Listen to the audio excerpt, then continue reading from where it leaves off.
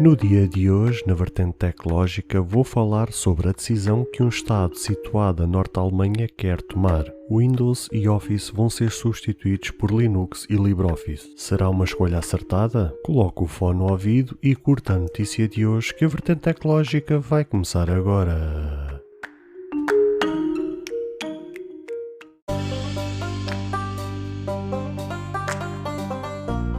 Olá, seguidores e ouvintes deste fantástico e inigualável podcast de tecnologia.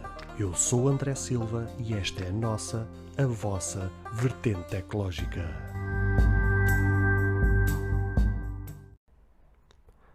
Se você ainda não ouviu falar sobre Anchor, é a maneira mais fácil de fazer um podcast. Deixe-me explicar. É gratuito. Existem ferramentas de criação que permitem gravar e editar seu podcast diretamente no seu telefone ou computador. Anchor distribuirá seu podcast para você, para que ele possa ser ouvido no Spotify, Apple Podcast e muito mais. Você pode ganhar dinheiro com o seu podcast sem um ouvinte mínimo. É tudo o que você precisa para fazer um podcast em um só lugar. Baixe o aplicativo Anchor gratuitamente ou vá a anchor.fm para você começar.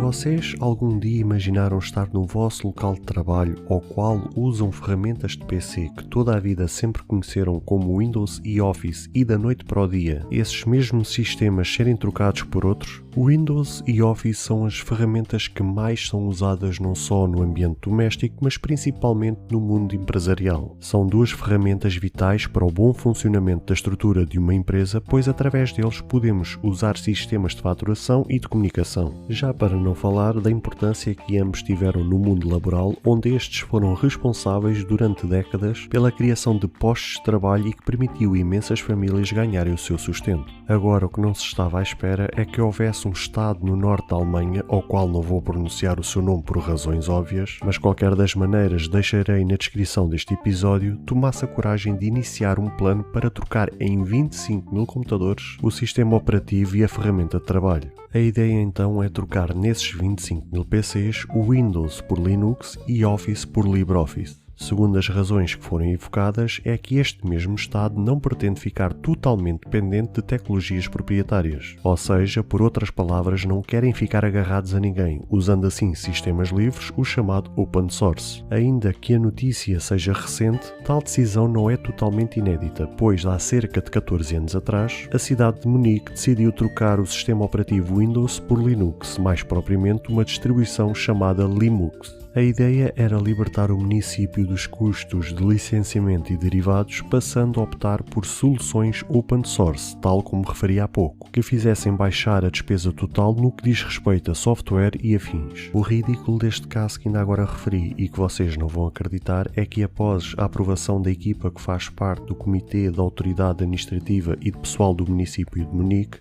foi decidido que a cidade de Munique, em concreto, vai mesmo voltar ao Windows e abandonar em definitivo o Linux. O governo do tal Estado alemão quer adotar ferramentas e soluções de código aberto para tudo o que for viável. Há planos para fazer crescer a sua infraestrutura em serviços cloud e o ministro da área digital também partilhou detalhes sobre como fizeram crescer a rede de videoconferência usando um sistema de código aberto baseado em Jitsi. O Jitsi Meet é uma ferramenta online que permite fazer chamadas em videoconferência gratuitas com até 20 pessoas. A plataforma possui mecanismos que permitem ao usuário compartilhar a tela, gravar a reunião, exibir vídeos de YouTube e transmitir a chamada ao vivo no seu canal. Por fim, mesmo que a tomada de decisão em fazer esta mudança seja recente, a mudança propriamente dita levará o seu tempo, pois, segundo os prazos que eles estipularam, é que seja feita até 2026, o que ainda assim é um prazo bastante alargado para tudo aquilo que tem que ser feito. Vou-vos contar uma história que se passou comigo há uns anos atrás, até para vos contextualizar em relação à notícia de hoje. Há uns anos atrás tinha adquirido um portátil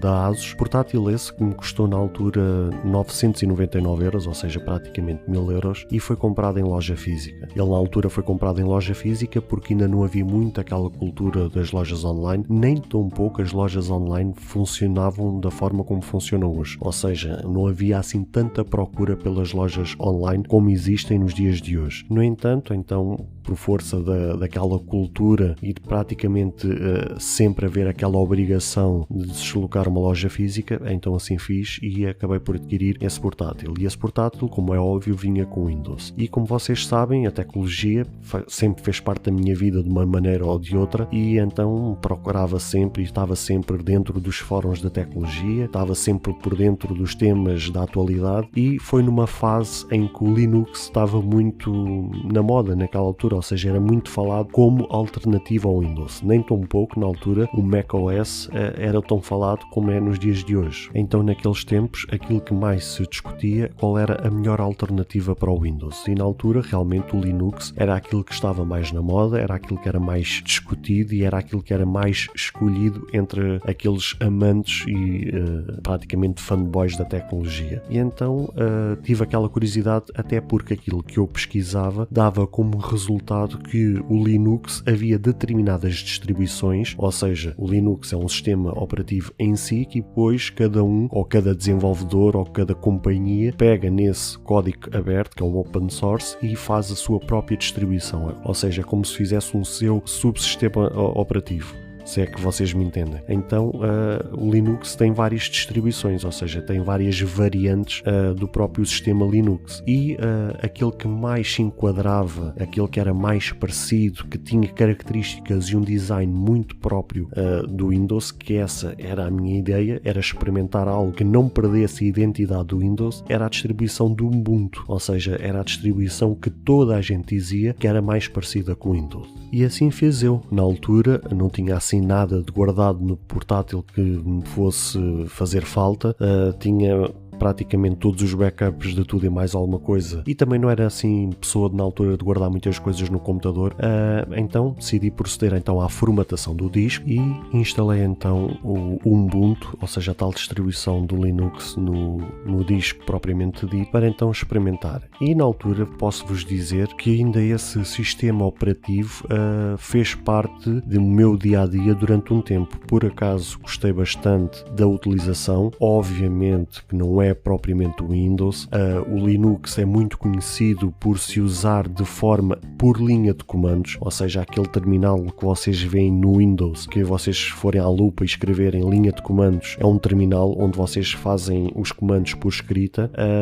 O Linux sempre foi praticamente conhecido por ser assim, ou seja, por funcionar por linha de comandos. No entanto, a distribuição Ubuntu era aquela que dava para usar no dia-a-dia sem praticamente ter que usar linha de comandos. Então, por conta disso mesmo, foi um sistema que fez parte realmente do meu dia-a-dia durante bastante tempo. Gostei bastante, ainda cheguei a atualizar para outras versões, porque aquilo era um sistema que estava sempre a ser atualizado, estava sempre a receber atualizações, mas tinha realmente uma grande limitação naquela altura, e já estamos a falar há muitos anos atrás, que era a questão das aplicações, ou seja, naquela altura os desenvolvedores ainda não estavam muito virados para perderem tempo e gastar recursos a usarem aplicações ou desenvolverem aplicações para Linux. Tinha as principais, como é óbvio, mas algumas delas que eu usava no meu dia-a-dia no Windows, praticamente não as encontrava no Linux. Mas ainda assim fiz esse sacrifício e usei ainda durante bastante tempo. E posso-vos dizer que realmente a experiência foi fenomenal, gostei bastante.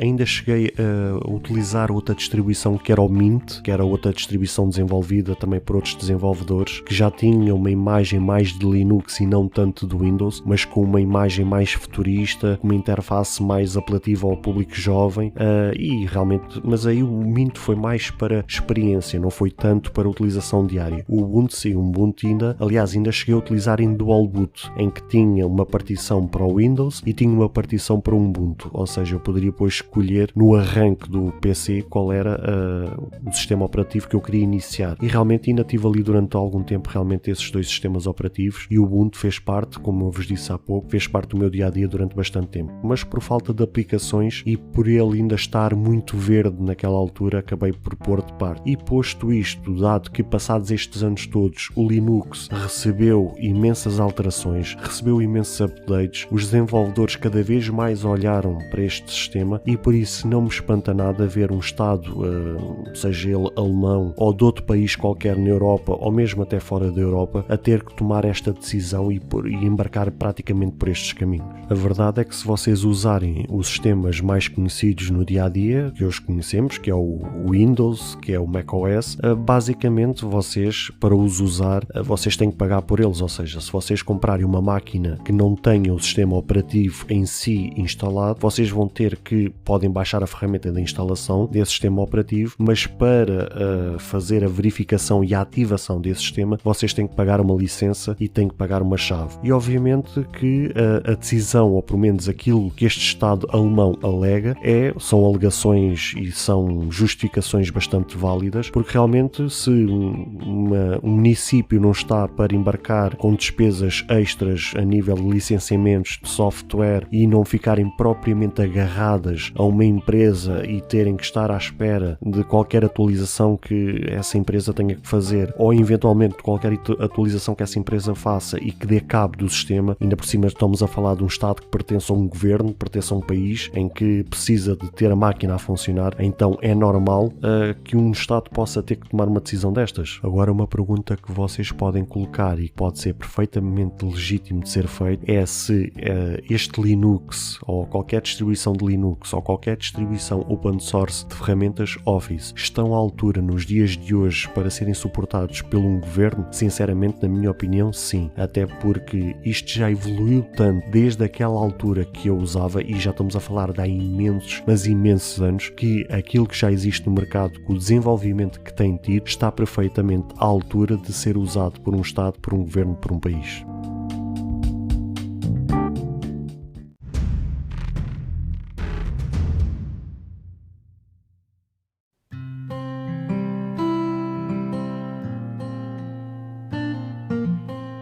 Caros ouvintes, chegamos infelizmente ao fim de mais um episódio. Espero que cada um de vós tenha gostado. Se de facto gostaram deste episódio, passem no Apple Podcast e avaliem e comentem este podcast. Ou se a vossa plataforma de podcast permitir fazer alguma avaliação, então peço que o possam fazê-lo, para que seja recomendado nas pesquisas e chegue a mais pessoas. Se vocês quiserem ser apoiantes deste projeto, basta aceder ao link que está na descrição deste ou qualquer outro episódio.